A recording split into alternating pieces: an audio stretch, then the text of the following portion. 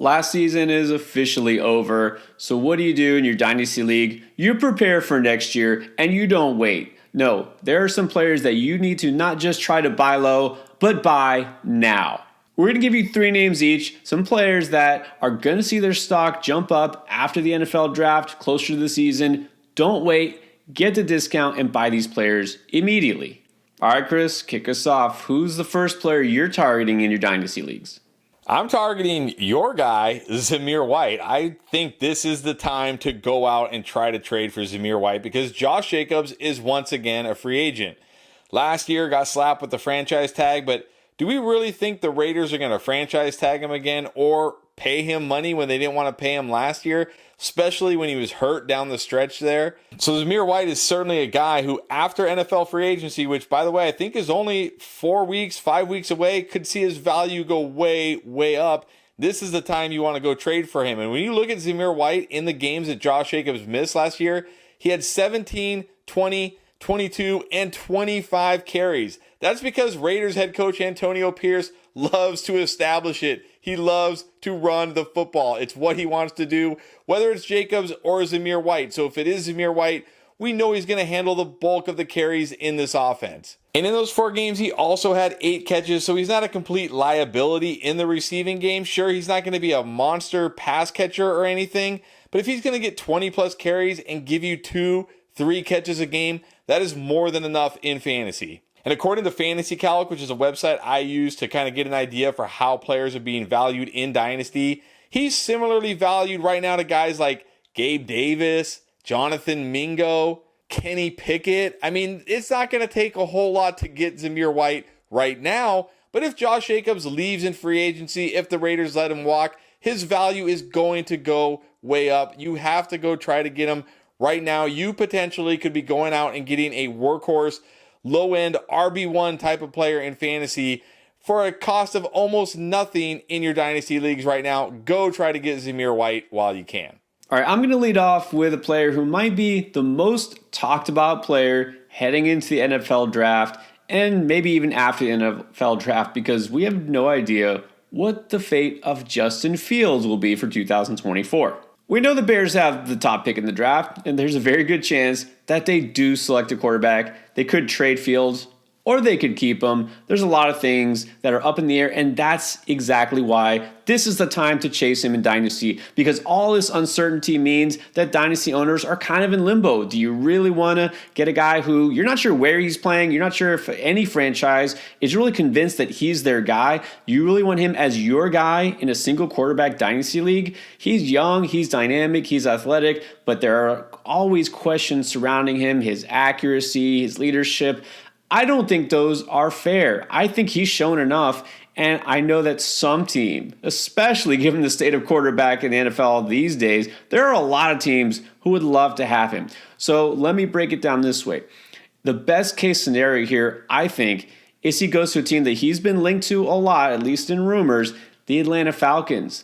They need a quarterback. They have some capital they can deal with, and they can make a deal and get Fields. That means he goes to a team that will definitely be able to utilize his skills, and he gets Drake London, Kyle Pitts, and Bijan Robinson as targets. That sounds pretty good to me. What's the worst case scenario for here? He stays in Chicago. I mean, that's pretty much it, right? And there's even some speculation that they keep Fields and they draft Caleb Williams, and they do this kind of thing like Pat Mahomes when they drafted him and he sat for a year behind Alex Smith. Okay, I think that's a bunch of bull because he's not going to be drafted like Mahomes was drafted late in the first round. This is the number 1 pick we're talking about. I don't think it's happening. But the worst case is he's still the starter in Chicago next year, and he'll have a new offensive coordinator. And I think that's a good thing because Shane Waldron was a highly coveted OC target for a lot of teams. He did pretty much as well as he could with Geno Smith in Seattle. And so I think we could see a great fantasy season from Fields even if he's in Chicago. But the point is, you could still get a franchise quarterback on the cheap here. This is pretty much as low as Fields' value is going to get. So I think now is the time to go out and get him if you're not sure about your quarterback in Dynasty. All right, who else do you think is a great draft target right now?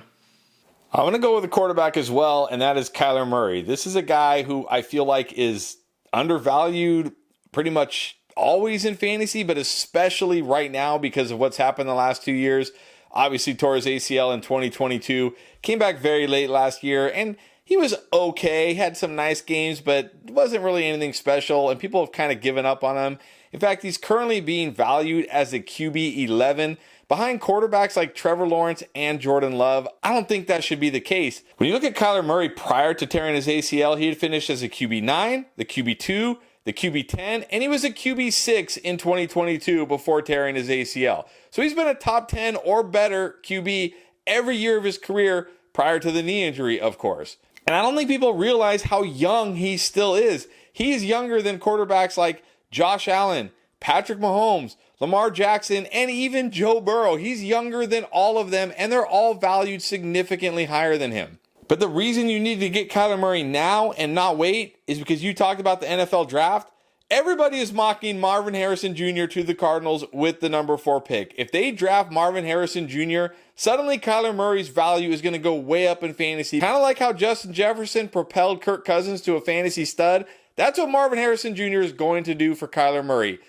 You're getting a top 5 fantasy QB at an extreme discount right now. You still have a couple months to do this before the NFL draft, but that's it. After that, the window is going to slam shut, and anybody with Kyler Murray is going to hold on for dear life after they add Marvin Harrison Jr. to this lineup.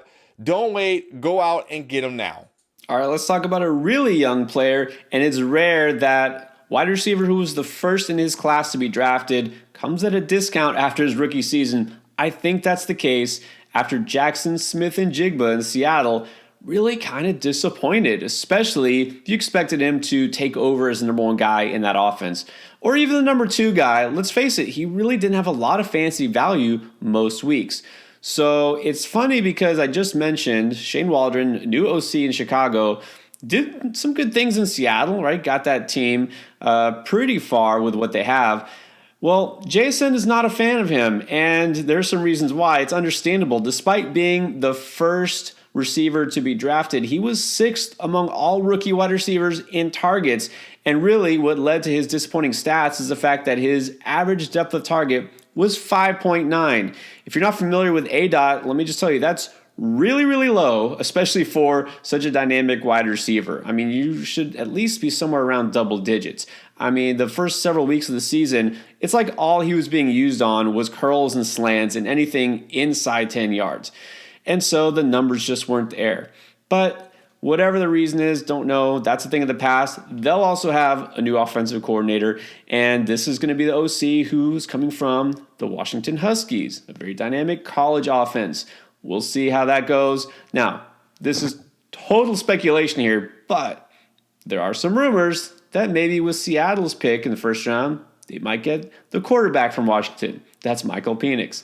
Maybe he'll get the best out of him at the next level. But regardless, Jason in year 2, I think he should take a step forward under a new system, maybe a new quarterback. He'll be used a little bit more to his strengths. Tyler Lockett is a year older. I think it's interesting that according to Fantasy Calc, that website that you mentioned, Chris, he's basically ranked right there neck and neck with DK Metcalf, his teammate, despite being the exact same team, and despite the fact that JSN is 4 years younger. I know that Metcalf has the resume, right? He is an amazing specimen himself, but Jason is going to have a longer and probably just as successful, if not more, NFL career. So to me, between the two, yeah, I'm taking Jason in Dynasty. I think this is a good time coming off a pretty disappointing season, especially for those who drafted him very early in their rookie drafts last year. It's a good chance to see if the Jason owner is willing to sell low. All right, and if you're looking for a tight end, who are you going to be hunting for?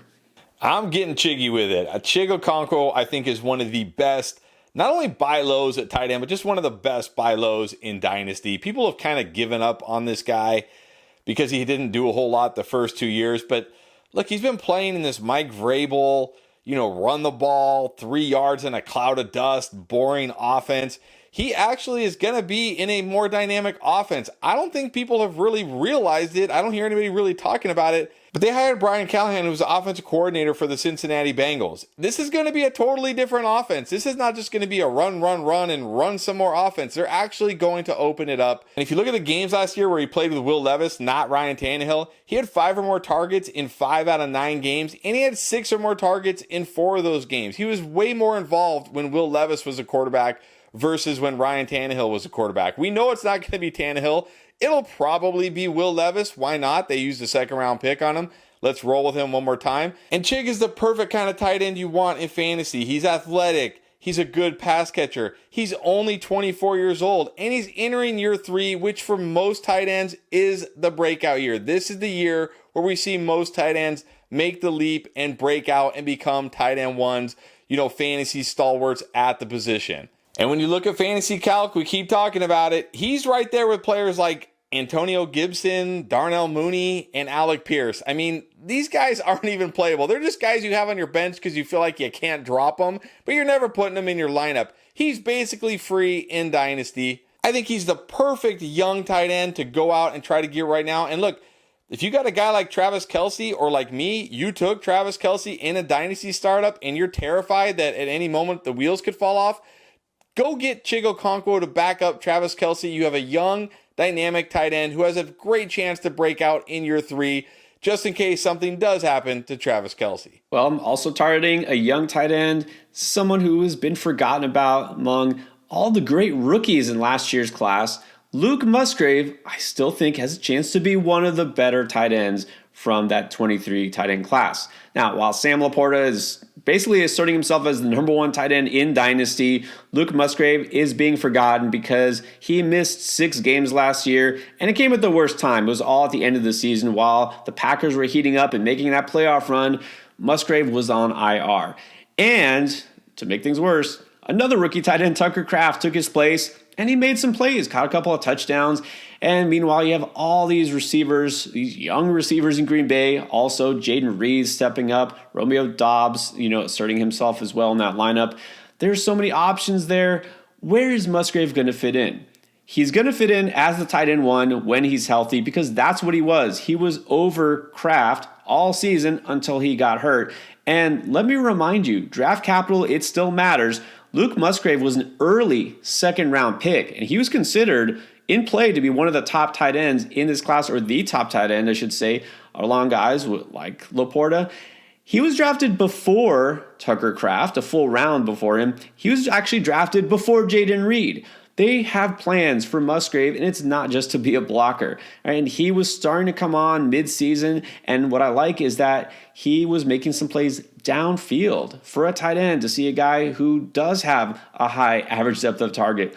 That's encouraging. And then the most encouraging is the fact that he's in this Packers offense, which now we see is actually good again because Jordan Love proved that he is legit. They're going to tie themselves to Love, probably with a big contract in the offseason. Musgrave will be the starting tight end in this offense, and sure, they will spread the ball around. I don't know that Musgrave will ever be necessarily a target hog, and I'm not saying he's going to threaten to be the number 1 dynasty tight end next year, but I'm saying is that for a guy that has been forgotten about, he'll come dirt cheap right now, and you have to invest in a young tight end who in year 2 could definitely take a huge leap forward.